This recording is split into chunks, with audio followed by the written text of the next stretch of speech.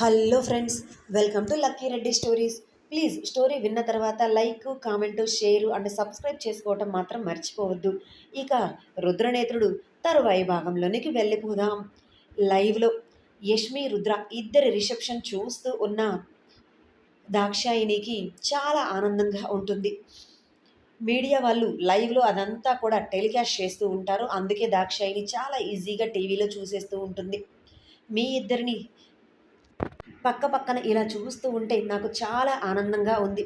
అన్నీ బాగుండి ఉంటే మీ ఇద్దరిని నేనే అందంగా ముస్తాబ్ చేసి స్టేజ్ మీదకు తీసుకొని వెళ్ళేదానని. కానీ నాకు ఆ అదృష్టం లేదు అని బాధపడుతుంది దాక్షాయిని.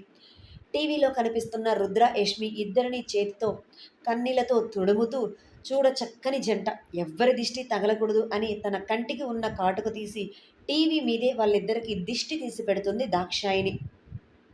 రాజేంద్ర స్టేజ్ దిగిన తర్వాత రేవంత్, రేవతి ఇద్దరూ వచ్చి వాళ్ళిద్దరిని ఆశీర్వదించి పెళ్ళికి కానుక ఇస్తున్నాం అంటూ ఇద్దరి చేతుల్లో వాళ్ళు కొన్న కొత్త బంగారం అలానే కార్ కీస్ పెడతారు.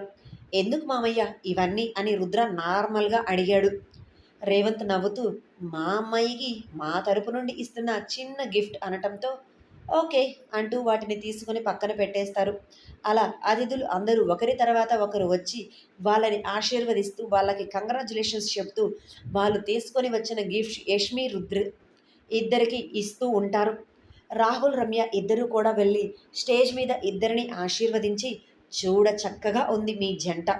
మీ జంటకు దిష్టి ఎంత తీస్తే పోతుందో, అసలు దిష్టి పోతుందో లేదో అని నవ్వుతూ చెప్పి వాళ్ళ చేతుల్లో ఉన్న గిఫ్ట్ వాళ్ళకి ఇచ్చేసి స్టేజ్ దిగేస్తారు. అలా పెద్దవాళ్ళు అందరూ అయిపోవటంతో చివరన నేత్ర, సాత్విక, సరస్, సంధ్య నలుగురు కూడా స్టేజ్ మీదకు ఎక్కి ఫోటో దిగుతారు రుద్ర, యష్మితో కలిసి. అలా ఫోటో దిగి సరస్ భయంగా రుద్రకు కంగ్రాచులేషన్ చెప్పి ఒక పక్కన నిలబడితే సంధ్య నవ్వుతూ వాళ్ళిద్దరితో కలిసి మాట్లాడుతూ ఉంటుంది. నేత్ర సైలెంట్గా కిందకు దిగుతుంటే వెనక నుండి రుద్ర నేత్ర షర్ట్ కాలర్ పట్టుకొని రేయ్ ఎక్కడికి రా సైలెంట్గా జారుకుంటున్నావు, నా గిఫ్ట్ ఏదిరా అని అడిగితే గిఫ్ట్స్ అడగరు, ఇచ్చినవి తీసుకుంటారు.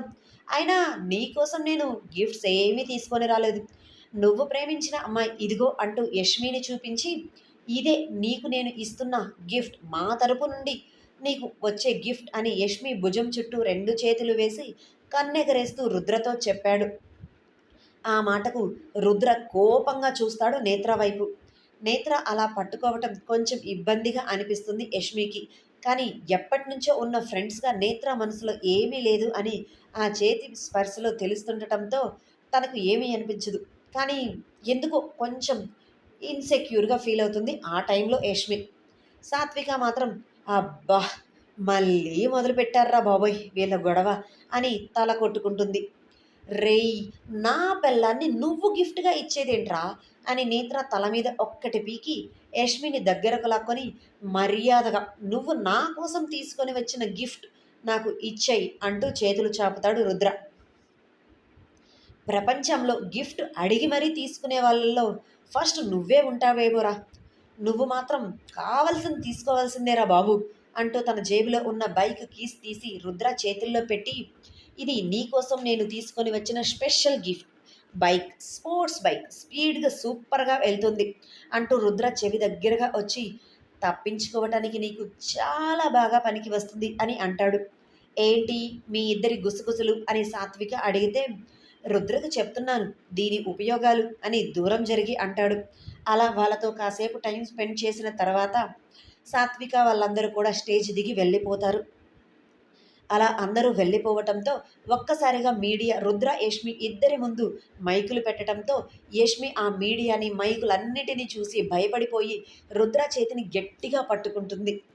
ఒక రిపోర్టర్ లేచి సార్ మీకు పెళ్ళి అయ్యింది అని ఎందుకు బయటకు చెప్పలేదు, కనీసం మీ వైఫ్ మీ ఇంటి చుట్టుపక్కల కూడా ఎవ్వరికీ తెలియదు అని అంటున్నారు, వాళ్ళు ఏదో మాట అంటున్నారు అని కోపంలో మీరు తన భార్య అంటూ చెప్పారు, ఎందుకు సీక్రెట్గా ఉంచారు మీ భార్య గురించి, అసలు మీ ఇద్దరికి పెళ్ళి ఎలా జరిగింది, ఎప్పుడు జరిగింది, ఎవరికీ తెలియకుండా మీరిద్దరూ పెళ్లి చేసుకోవాల్సిన అవసరం ఏమొచ్చింది అని అడిగారు.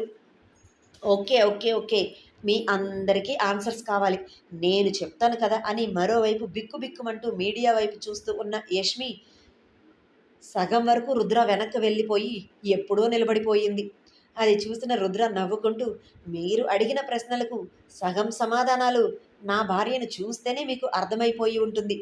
చూడండి, మీ మీడియా అంతటిని చూసి నా భార్య ఎలా భయపడి నా వెనక్కి వెళ్ళి దాక్కుందో ఇది చూస్తే మీకే సగం క్లారిటీ వచ్చేస్తుంది కదా. అందుకే అందుకే మా పెళ్లి గురించి ఎవ్వరికీ తెలియనివ్వలేదు. ఇక మీరన్నారు కదా, నా భార్య ఇంటి చుట్టుపక్కల ఉన్న వాళ్ళకి కూడా మేమిద్దరం భార్యాభర్తలం, మా ఇద్దరికి పెళ్లి జరిగింది కూడా తెలియనివ్వలేదు అని. వాళ్ళకు తెలిస్తే ఖచ్చితంగా మీ మీడియాకు తెలియడం ఎంతసేపు చెప్పండి. అందుకే ఎవ్వరికీ తెలియనివ్వకుండా జాగ్రత్త పడ్డాం. మా పెళ్ళి కూడా చాలా సింపుల్గా జరిగిపోయింది అంటూ వాళ్ళ మ్యారేజ్ సర్టిఫికేట్ మీడియా వాళ్ళందరికీ కూడా చూపిస్తాడు రుద్ర. మీడియా వాళ్ళందరూ కూడా ఆ మ్యారేజ్ సర్టిఫికేట్ని ఆపకుండా ఫొటోస్ క్లిక్ మనిపిస్తూనే ఉంటారు. మా ఇంట్లో అలానే మా అత్తయ్య వాళ్ళ ఇంట్లో మా మ్యారేజ్ గురించి తెలుసు, వాళ్ళే దగ్గరుండి మా పెళ్లి చేయించారు అంటూ తన నోటికి వచ్చిన అబద్ధాలు టక టక టక మీడియాకి చెప్పేస్తూ ఉంటాడు. పాపం రుద్రమ మాట్లాడుతున్న అబద్ధాలకి యష్మి బిత్తరపోయి చూస్తుంటుంది. మరి 2 కుటుంబాల్లో మీ పెళ్లి గురించి తెలిసినప్పుడు మీ వైఫ్ ఎందుకు తన పుట్టింట్లోనే ఉంది?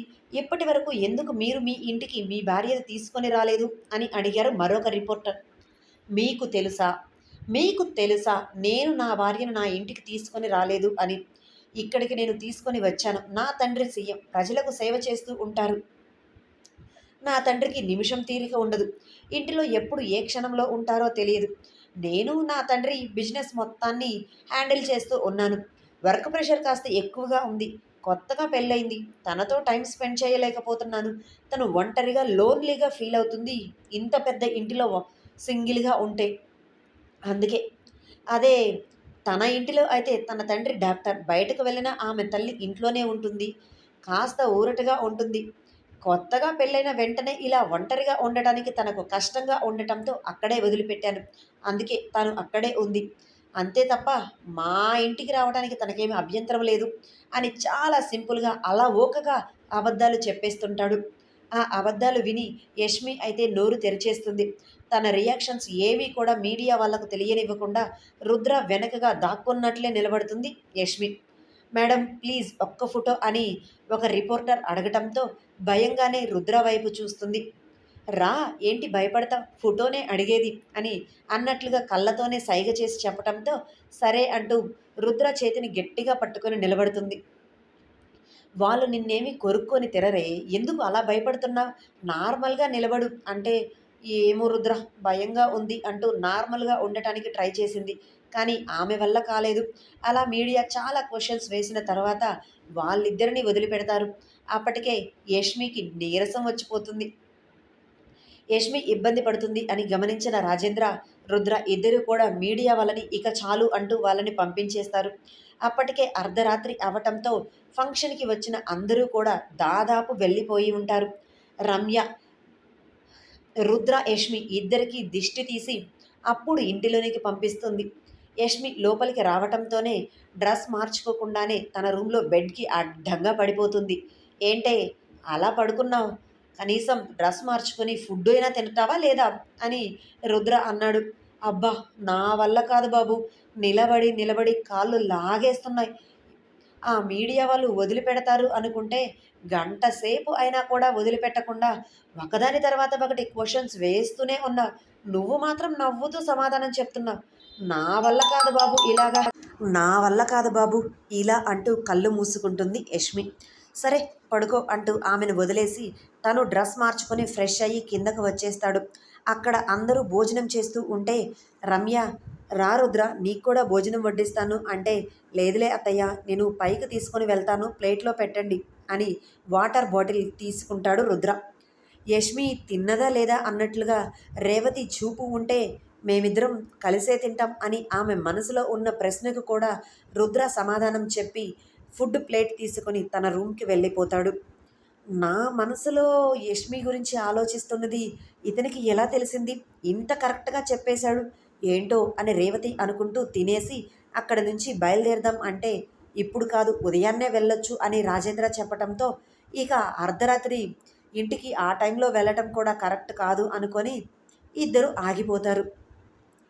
రుద్ర రూమ్లోనికి వచ్చి బాగా అలసిపోయి మంచి నిద్రలో ఉన్న యష్మిని చూసి నవ్వుతూ చిన్నగా లేపి కూర్చోబెట్టి, కళ్ళు తెరువమ్మా కాస్త, భోజనం చేసి పడుకుంటే ప్రశాంతంగా నిద్రపోవచ్చు అని చెప్పటంతో, నా వల్ల కాదు రుద్ర, ప్లీజ్ నిద్రపోతాను అంటూ బెడ్ మీదకు వాలిపోతుంటే ఆమెను పడుకోనివ్వకుండా బుజ్జగించి ఆమెకు కడుపు నిండా భోజనం పెట్టి అప్పుడు బెడ్ మీద పడుకోబెట్టి ఫుల్గా బెడ్షీట్ కప్పుతాడు. చిన్న పిల్లలా ముడుచుకొని పడుకొని ఉన్న ఆమెను చూసి నవ్వుకుంటూ తను కూడా ఆ ప్లేట్లోనే భోజనం చేసేసి చెయ్యి కడుక్కొని ఆ తర్వాత ఆమె పక్కనే వచ్చి పడుకొని ఆమె చుట్టూ చేతిని వేసి కళ్ళు మూసుకొని నిద్రపోతాడు. తను కూడా బాగా అలసిపోవటంతో వెంటనే నిద్రలోనికి జారుకుంటాడు రుద్ర. ఉదయం ఎప్పటికో 11 గంటల సమయంలో నిద్రలేచిన యష్మి ఉదయం ఎప్పటికో 11 గంటల టైంలో నిద్రలేచిన యష్మి తన ఇంట్లోనే ఉన్నాను అనుకుని బెడ్ మీద నుంచి దిగి 2 అడుగులు వేస్తే చుట్టూ చూసింది. తనకు కొత్తగా కనిపించటంతో ఏంటబ్బా ఇదంతా కొత్తగా ఉంది అని అనుకుంటూ కళ్ళు మూసి తెరుస్తుంది. అప్పుడు అర్థమవుతుంది తను రుద్ర ఇంట్లో ఉన్నట్లుగా. పక్కన చూస్తే రుద్ర ఉండడు. ఎక్కడికి వెళ్ళిపోయాడబ్బా, అప్పుడే ఆఫీస్కి వెళ్ళిపోయాడా, ఈరోజు ఒక్కరోజైనా ఆగిపోవాల్సింది అని అనుకో అనుకుంది. ఆగిపోకుండా వెళ్ళాడా అని రుద్రని కాసేపు తిట్టుకొని అద్దంలో తనని తాను చూసుకుంటుంది. నైట్ తను వేసుకున్న శారీ కాకుండా నైట్ డ్రెస్లో కనిపిస్తుంది. ఇదేంటి, నేను నైట్ డ్రెస్ మార్చుకోలేదు కదా, ఎవరు మార్చారు అని అనుకొని గట్టిగా అరుస్తుంది యష్మి. కింద తండ్రితో మాట్లాడుతున్నారు రుద్ర. యష్మి అరుపు వినిపించటంతో ఏమైందో ఏంటో అని పరిగెత్తుకుంటూ రూమ్ లోపలికి వచ్చాడు రుద్ర.